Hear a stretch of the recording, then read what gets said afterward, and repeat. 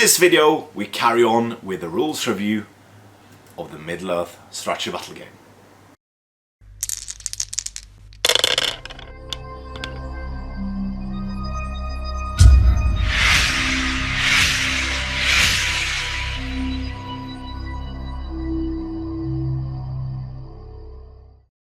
Hello and welcome to yet another video here on the YouTube channel SDF Wargaming Studio. My name is Andreas Norwegian Viking and this is my second rules review of the Middle-earth strategy battle game, which is coming out this Saturday. So, of course, courtesy of Tabletop Battle, we got a demo copy to get our hands on the book, so we can do all of these very cool rules reviews for you guys. And yeah, it's very fun to see. I've so far reviewed movement phase, shooting phase, cavalry, movement, combats, everything like the basic rules for the game. So this video is all about heroes, magic, monsters, and heroic actions and stuff like that. So first of all, still, if you haven't watched my last video about the basics, go back and watch that because it is a fantastic book, and I think I've expressed my thoughts about that one very perfectly, and it has loads of changes in it. It has loads of changes. Some of them minor, and some of them I might have even missed because they are so minor. And I tried to do as much research as I could to give you all the things you need, basically all the stats you need for this. So we come to the heroes now. So heroes, the basic premise of a hero hasn't changed, but the way you incorporate heroes in your games have slightly changed. So a hero still has might, will and fate. It has a bit of an expanded how to use might section, which clarifies when you can use might and when you cannot use might. Basically it says that you can use might for taking tests, dual rolls, shooting, rolling to wound, courage, using will and using fate. And you can also use them in other instances, but then if it's specified. So specified in the actual rule which you are using. A good thing about the new edition, it's its clarification. So it clarifies how to use stuff and when you can use stuff. And a problem I've had is the disparity between the rule set and how a rule is used, or how a rule which is clearly written as something and then interpreted as something else. So in the last edition it says that taking turns, starting so for heroic actions, that if the player who didn't have priority didn't call a heroic action, then the other player couldn't respond. In this one it basically gives it as a bidding, so you can always do heroic actions as long as you have might points, and you can call as many as you like with as many heroes as you like, even if the opponent declines to call any, which is what it has always been played, at least in my community and the broader international community, but there might be local variances. So you of course have the basic heroic actions: heroic move, heroic combat, heroic shoot. Those are basic, hasn't changed. But you have specialized heroic actions, so that means march, channel, aim, well, accuracy, which is called, and combat are now like specified, specialized heroic actions. And there's a few new ones, and I thought I'll go through them first. So you have the heroic resolve, which is done in the move phase. Unlike other heroic actions, when a hero declares a heroic resolve, the effects of the heroic action take place immediately. Friendly models that are within 6 inches of a hero model that declared a heroic resolve, including the hero themselves, receive 1 free additional dice to resist to any resist test they are to make for the remainder of the turn. Note that in the case of warrior models, the hero model with no will points remaining, and hero models with no will points remaining, this allows them to make a resist roll on 1 dice rather than none. 1 for the heroic resolve, and 1 for... what? Note that in the case of warrior models and hero models with no will points remaining, this allows them to make a resist test on 1 dice rather than none. 1 for heroic resolve and 1 for resistance to magic. Yeah.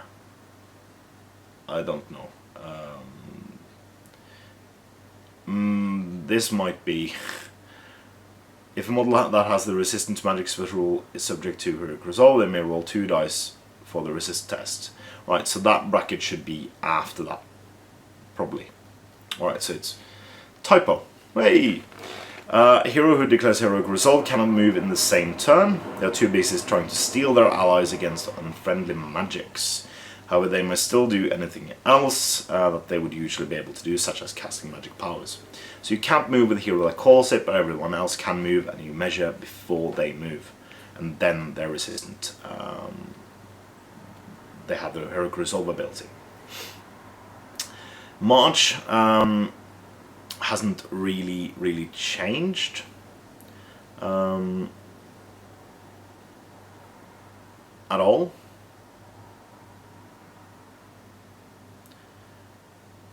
And then you have, of course, at the double, which is the when you use with me for it. Heroic Channel has not changed, but the way you cast magic has partly changed. Well, not the way you cast magic, but how powerful magic is has changed a bit. Heroic Accuracy, not changed. Heroic Strike, not changed, but there's a clarification that you go up first and then down with your penalties for instance, blinding light from blinding swarm from bat swarms. Year 1 heroic defense is in there. It can only be wounded on natural 6s, which is really cool. Heroic strength. D3 plus strength for the duration of the fight phase, and it is applied again before other effects. And then you have the one I find the most fun, Heroic Challenge. Right. Upon the field of battle, there are times when a hero will come face to face with an enemy who rivals their skill with a blade, and seek to prove themselves as the better combatant of the two. A hero that is in base contact with an enemy, a hero of the same heroic tier or higher, may declare a heroic challenge. If the enemy hero accepts the heroic challenge, all other models that are part of the same combat, including supporting models, may not roll dice for the dual roll, providing the fight value, provide the fight value to the fight, or make strikes if their side wins the fight. From this point on, if both hero models involved in the heroic challenge must charge each other, if able to do so, until one of them has been slain. Other models may not charge either of the hero models involved in the heroic challenge. Whichever hero is successful in slaying their opponent, they must be the one to cause the final blow, will immediately gain D3 points of might. This can take them above their starting level. If the challenge is declined, then any heroic actions called by the declining hero will not affect other friendly models until the hero who has issued the challenge is slain. Fantastic! This is really cool, and it sets up this entire new way of getting cool narrative bits into your game. So, of course, we've already seen some of the models that have heroic challenge, like, for instance, Theoden, who basically challenges things in the Pelennor. I do suspect that Eowyn has heroic challenge. Maybe that some of the, well, Thorin has heroic challenge. But the way that you have to call it on heroic tiers of the same type or lower makes it very, very cool. I know that Smaug has heroic challenge, but again, who would be stupid enough to, well, you let him call it, he uses the might point, but then you decline, because that hero is probably dead anyway. So yeah, unless of course that hero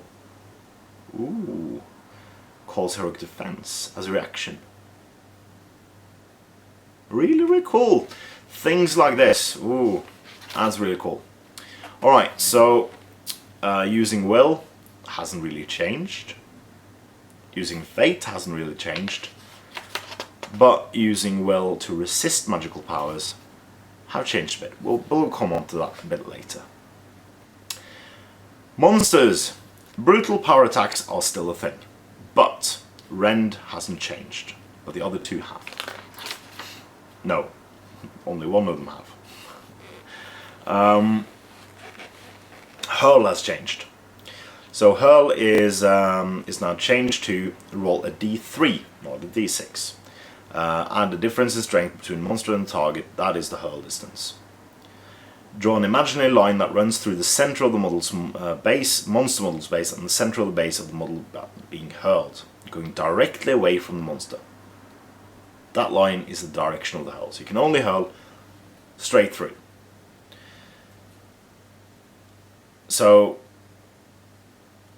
that is a great change, because that means it's less of a power move. You have to be very careful in how you move your models, which is fantastic. And then we come to War Beasts. So this is not a section on the Mimic alone. Still, it is a section on War Beasts, which are now a new classification of monsters, which I think is really cool. And I think then we will see at least one new War Beast model, hopefully the Great Beast of Gorgoroth. That will mean, well, it might mean that the rider of the War Beast is now a hero. Because it doesn't have to be a hero riding it, but it might be. So all the rules for War Beasts are similar, but they will have certainly the strength of the trample attacks and stuff like that will differ from War Beast to War Beast. War Beasts can now enter terrain, but they move half distance, which is fantastic. And it also explains the irresistible force versus the immovable object, that a War Beast cannot be trapped and cannot be... no, it can be trapped, sorry. But it can't be trapped. But if Smaug and a War Beast is fighting each other, then you have, of course, that nobody backs away, because, of course, he's also an immovable object. So the one with the smallest size backs away.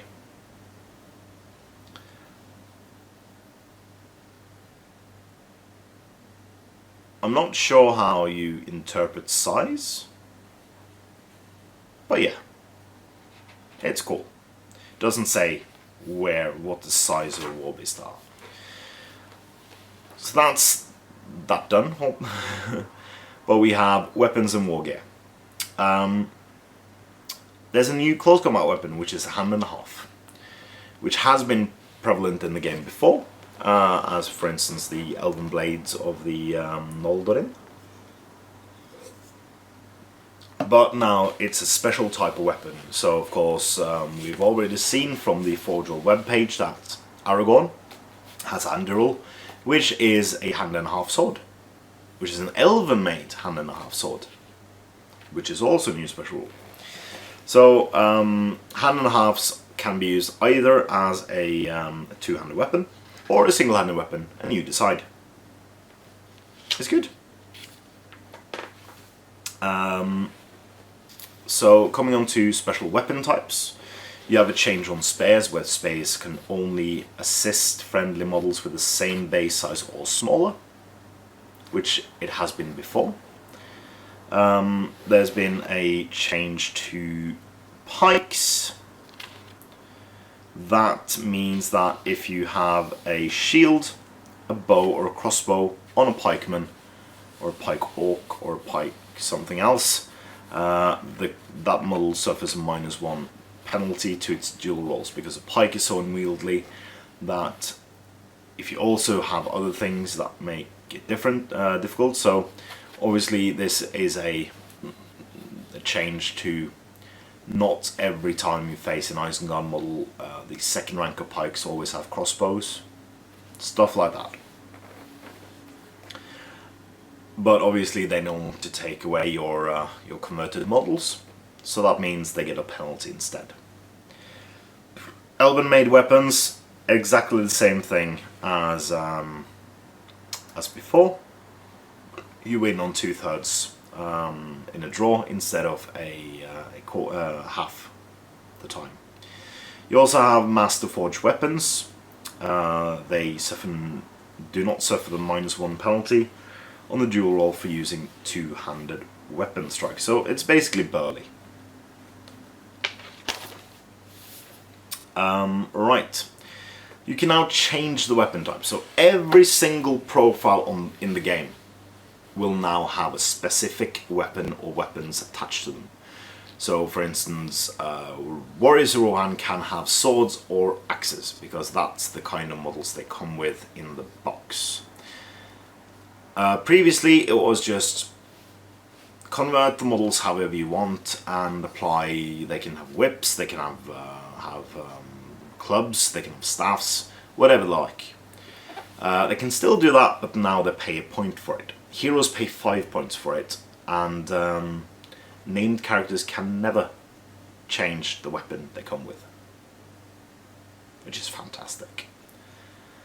Special strikes. So you still have Bash, Feint, Piercing Strike, Stun, or Whirl, but there are changes to 3 of them. Firstly, it's Feint, which now has 2 titles. It's Feint or Stab, and applies to daggers and swords. A model armed with a dagger or sword, who has an equal to or higher fight value at the start of the fight than the opponent, including any supporting models, may opt to Feint. If they do so, they reduce their fight value by d3, and they reroll wounds of 1. So this is basically to make it so that goblins don't always Feint, which I find tiresome.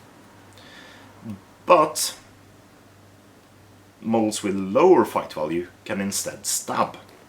So stab is exactly the same thing. You reroll 1s to wound when you win. But due to the reckless abandon which a stabbing model tends to throw themselves at the enemy, if their side loses the dual roll, they will suffer strength 2 hit immediately after the fight has been resolved. So that means Goblin Town goblins may not want to Feint all the time, because if they don't win, they die on a 5+, which is fantastic. Piercing Strike has had its nerf, goes up by 1 in strength instead of d3, which it was previously, but it still reduces defense by d3 if it loses. And Stun, the target number to get a stun is a 5+, or a 6 against the monster. So it's still the same, but it's not just a 4+ anymore, which is good, because then a Saruman against Smaug don't always tip the nose of the Smaug model, and he's ineffectual the next turn. So that's the changes to the special strikes. Changes to missile weapons. So there's some new ones. So you still have your blowpipes, your bows, your crossbows, your dwarf longbow, which is still 24 inches and 2 in strength. Your elf bows, and your orc bows, and your slingshots, and your throwing spears and throwing weapon, and your longbows. But now you got, I think Esgroth bows have been available in the There and Back Again book. But now you have a short bow. So I think hobbits will go back to 18 inches. And you have an Uruk-hai bow, which is 18 inches but with 3 in strength. So it's basically dwarf bow. So Uruk-hai bow fire will be better, which is fantastic. Yeah. And then you have banners have had a change. If a banner is prone, you can't use its ability, which I think it did before. And war drums, interesting enough, have changed a bit, where it's at the start of the move phase, a model with a war drum may declare they are sounding the advance. When this occurs, all models of the same keyword as the one shown in the bracket, so war drum X, so for example war drum Mordor Orcs will apply to every single Mordor Orc.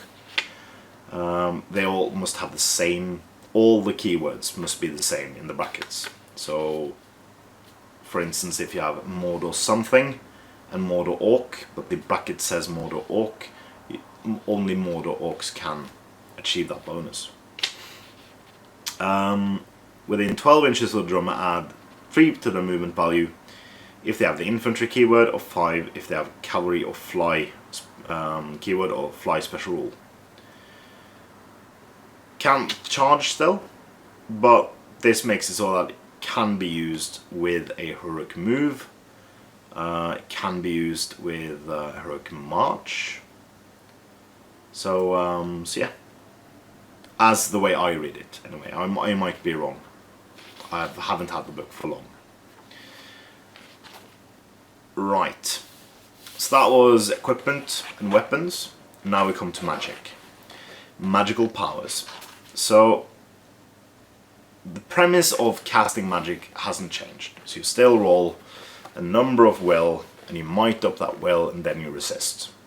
But when making resist rolls, if you roll a natural 6 on the dice you use from your will store, that gives you back the will you used. Well, for each natural 6 you get back that will, which was the dice. So it means that, for instance, if you have magic resistance and use one from your store and roll a 6 on the magic resistance die but not the other one, you don't get it back.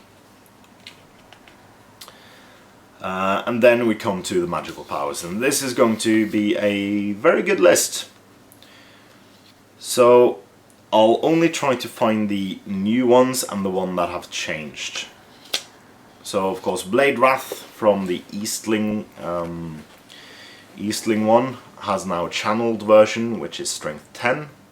Blessing of the Valar is a new spell which regains fate points. So cast on a friendly model within range, they receive a fate point back that's spent earlier in the battle. On a challenge version, it regains D3.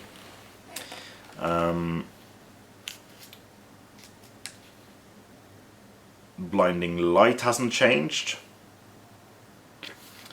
Cold Winds haven't changed. Chill Soul hasn't changed.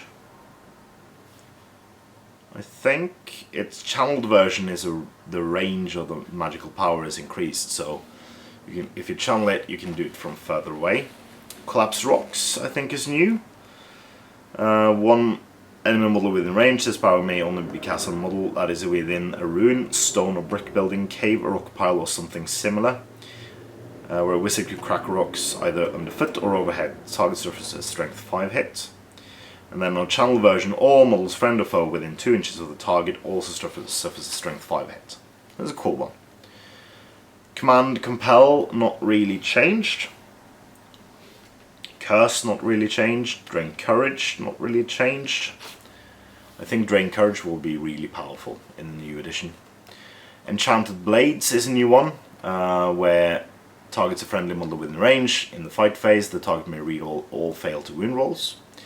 On the channel one, you can add 1 to all wound rolls. This is cumulative with using a two-handed weapon. So yeah. Anduril, on horse, 4 attacks, double strikes, knocking down, reroll fail to wounds with plus lots. Cool. Enraged Beasts, not really changed. It now has a channeled version. So the normal one, their fight, attack, strength and courage are increased by 2 and then suffer strength 10 hits. Then on channel version it goes up by 3 instead, which is good.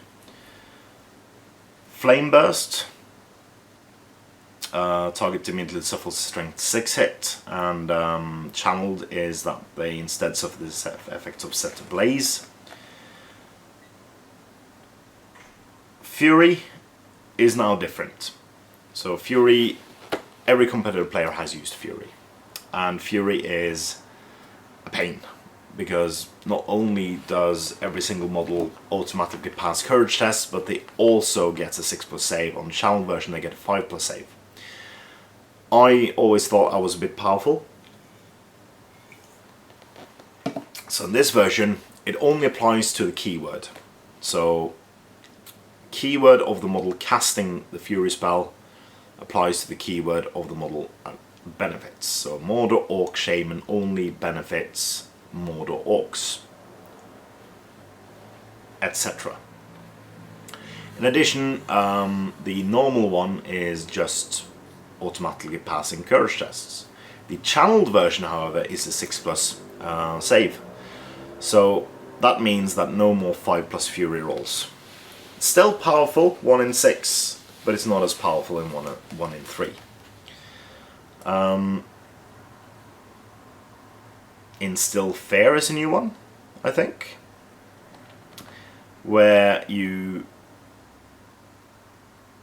do it on all enemy models within range, and then all models that are affected take a courage test. And a failed one means that they have to move the maximum distance directly away from its caster. It's really cool. And on channel 1 you have to take the courage test on 3d6, discarding the highest result. It is awesome! Really, really cool, that spell. Nature's Wrath, not really changed. Panic Steed, not really changed. Paralyzed, not really changed. Except that it has a channeled version. Protection of the Olar is a new. Power may target the caster or a single friendly model within 3 inches. Target may not be targeted by enemies' magical powers or special rules. i.e. the Golden King's Riches Beyond, Renown, or Deadmarsh Spectres of Fellite is in them. The power will affect all friendly models within 3 inches on a channeled version. So that's really cool. Refreshing Song is now a spell. That's the one Bombadil casts. Regain Lost Wound, as well as a single lost Might Will or Fate Point. And Fate Point. Also recovers from the effects of any magical power they wish. And on channel version we recover all lost wounds rather than just one, in addition to other effects. Renew, Sapwill, still the same. Shatter, still the same, except that it now has a channel version where it also applies strength 6 hit. Shadows is new, where the model is basically cloaked, so if you wish to charge it, it has the same rules as the ring. -1 a penalty on the courage test to charge for every full 1 inch away from the foe. On channel version, additionally during the fight phase, an enemy model engaged in combat with the target halves its fight value for the duration of the duel. Sorcerer's Blast, as previously revealed, stops when it first hits a model. Strength and Will, unchanged. Terrifying Aura, unchanged. Tremor, unchanged. Wither, I think was an ability before, where your strength goes down by d3 to minimum of 1. Wrath of Bruinen has now a challenged version, and that is all enemy models instead suffers 1 strength 3 hit after being knocked prone, or 1 strength 9 hit if they are in a stream, river or similar water feature. So it's basically +1 strength to everything on the channel version. Staff is Broken has now a channel version where it suffers a strength 7 hit. So it's really cool. I think Magic has been too strong for a couple of editions now, and now it's good. It's features without huge benefits. And then you have all the different special rules. There are loads of pages of special rules. And these are the most prevalent special rules in the game. So you have, of course, Ancient Enemies, Ancient Evil, Backstabbers, Bane of Kings, Bane Weapons, Blades of the Dead, Blood and Glory is a new one. It's an active ability. If this model kills an enemy hero in a fight, they immediately regain a single point of might spent early in the battle. Bodyguard, you have Burly, you have Cave Dweller, Expert Rider, Expert Shot, Fearless, Fell Sight, Fleet Foot. Fly is now an ability, so that's why they're given the Nazgul on Fellbeast, while the Fellbeast itself has now a 3-inch move value. Harbinger of Evil, Hatred, +1 to wound. Horse Lord, you can use fate points to prevent wounds caused to their mounts. Master of Battle will now have a number in brackets, so Master of Battle 5+, that means they get it for free within 6 inches if you roll the die and it comes up that or higher. Mighty Blow, Mighty Hero, Monstrous Charge, Mountain Dweller, Poisoned Weapons, Resistance to Magic, Set Ablaze, Shield Wall, Stalk Unseen. Stalk Unseen is the Elven Cloak special rule. Survival Instinct, that's the you flee every time you take a wind, you roll a courage test to see if you flee. Swift Movement, Sworn Protector, Terror, Throw Stones, and Yielding Combat Stance, Will of Evil, and Woodland Creature.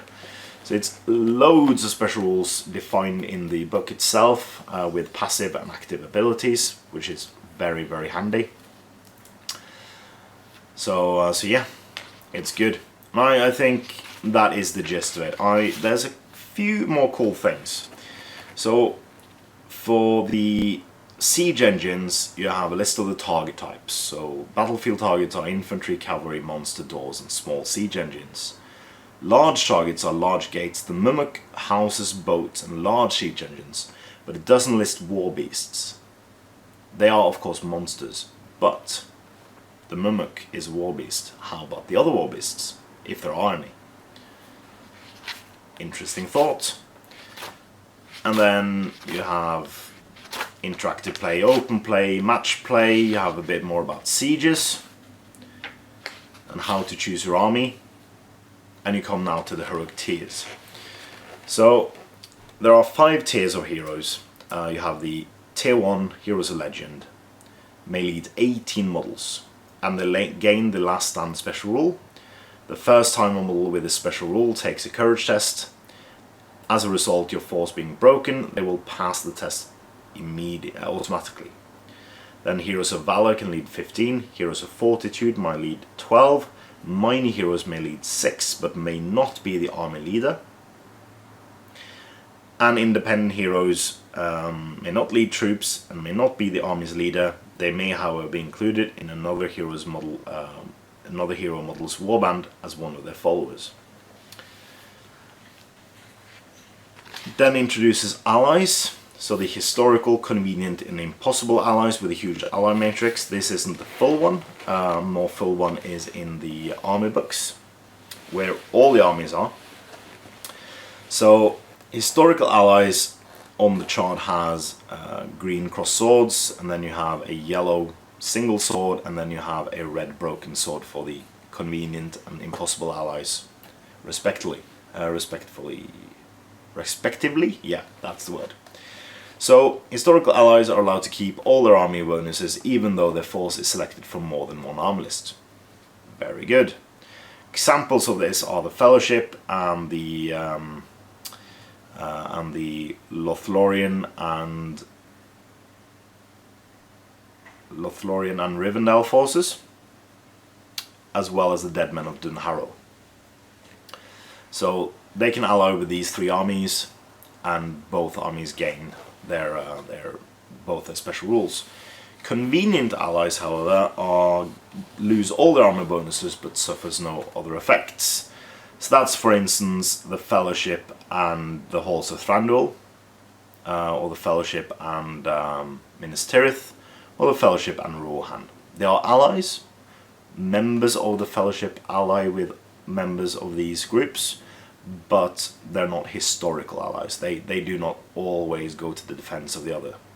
So that's cool. And then impossible allies, of course, lose their armor bonuses. Additionally, all models may only benefit from heroic actions or stun fast special rule if they were called by a hero from the same army list.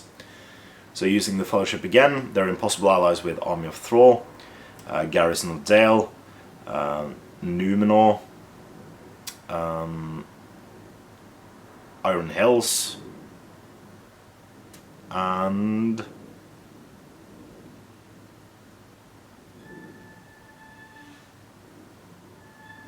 Survivors of Lake Town and Thorin's Company. So all the Hobbit era and before. So really cool. Allies have bow limits, so the allied contingent so you don't do it across the whole force. You can have more than 2 allies. So in these situations, the lowest level of alliance from the ally matrix is used for alliances, and the leader is always the highest heroic tier. Then it has the scenarios. I don't think these have changed much, the 12 scenarios. And then you of course have a bunch of beautifully painted models in the armies of Middle-earth. So it's all the different armies with loads of really nice pictures. But that isn't the end of the reveals. Inside the example armies, there are a couple of cool reveals, which I find is illuminating. So, you have Adam Troge's Minas Tirith army. His Minas Tirith army is 1,000 points. It has Denethor, Fountain Court Guard, Citadel Guard, Gandalf the White and Shadowfax, Peregrine Took, Guard of the Citadel. You have Warriors of Minas Tirith, Captains of Minas Tirith, even more Warriors of Minas Tirith, Faramir, Captain of Gondor, Knights of Minas Tirith, and Gondor Battlecry Trebuchet. So, why is this illuminating? Because the points values are listed. I will not tell you the points values, but I will tell you if it went up or down. And other cool things. So, Denethor has gone up a few points. Not a lot, but a few. He is a hero of valor because his warband is 15 models. Citadel Guard are just described as Citadel Guard. They're the same amount of points as they've always been, but they doesn't say that they have taken spares, but the models in the army list them as having spares. Well, the pictures have spares. So I wonder if they now come with spares attached to them. Warriors of Minas Tirith are the same points as they've always been, but the points for Warhorn have gone up by a bit more than Denethor has gone up in points. Faramir has also gone up in points. Again, a bit more than Denethor has gone up in points. Pippin has probably a new profile. Peregrine Took, God of the Citadel, with Elven Cloak. Doesn't cost a lot of points. It costs more than the Fellowship one, but less than the Shy one. So probably a new profile in there. The Trebuchet has gone down by a lot of points. A lot of points. Gandalf the White has gone up by just a few points, and he's a legendary hero. So then we come to Dan Huckwell's Isengard. Saruman has gone up by a few points. Not a lot, but a few points. He's a legendary hero, because he has 19 models total, including himself in his warband. And then you have Lurtz, which is a hero of valor, because he has 15 models in his warband.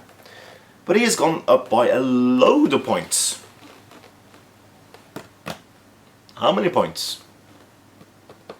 How can I say this? Ooh.